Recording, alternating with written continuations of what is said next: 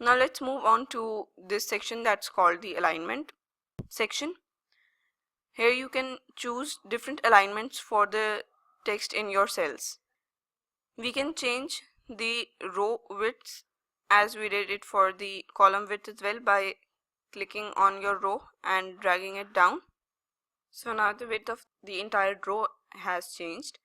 Now if you want to change the position of your text, you can select these options. If I want to align the data at the top, in the middle, or at the bottom of the cell.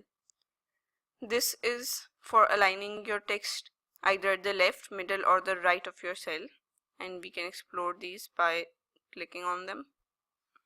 You can choose suitable options. So now a few more options.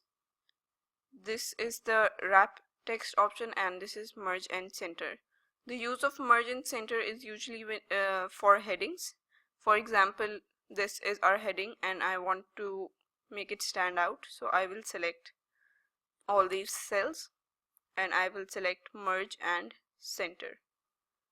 This option merges all the cells which we have selected and brings your text in the center like this. So now you can see this is one incomplete cell and it has brought the text in the middle, so the heading has been sort of highlighted.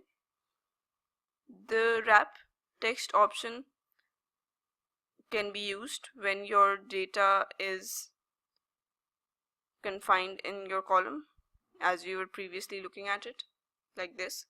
So you can wrap text, and without changing the width of your column, you can change the width of your row to accommodate this data. You can try this again. This is the result. So now that we have gone through all these over here, let's not just leave this like this and actually make it look more attractive than this. So let's leave this to this color and make the text black.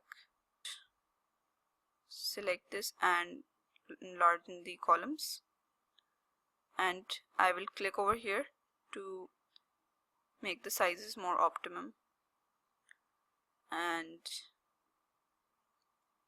you can color this white to make the grid lines go away. Another important feature is this format painter.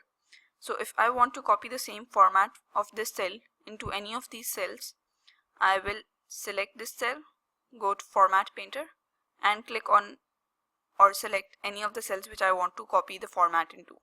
So for example, both of these are headings, so I want the format to be same. I will just click this and the format for this cell has changed accordingly. If the format for this cell was different, for example like this, if I change the handwriting and if I change the cell color as well, now you can see the formatting is completely different. All I have to do is select format painter and select the cell on which I want to copy the format. So the format over here you can see has changed as well. If I fill in this cell with light gray and I want to copy this format in the entire section, I will select format painter and then I will select all these cells. Formatting has been copied, and at the end you can adjust your borders to make it look better. Now if you have a lot of cells which are not wide enough to show all the data, you will not go about clicking all of these individually.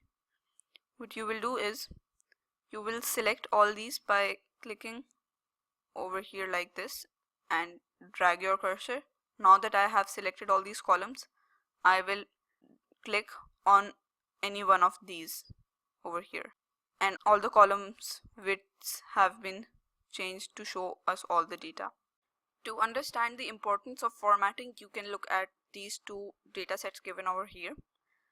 These are the same data sets, but what is different between these two is the editing and formatting which we have done. So surely if I were an instructor, I would grade this better than this, because this is very confusing for me and I have to go and see where the department names are and where everything is being separated. This you can see is well presented, so it is far neater work than this. So always remember to format your work properly when you have the time.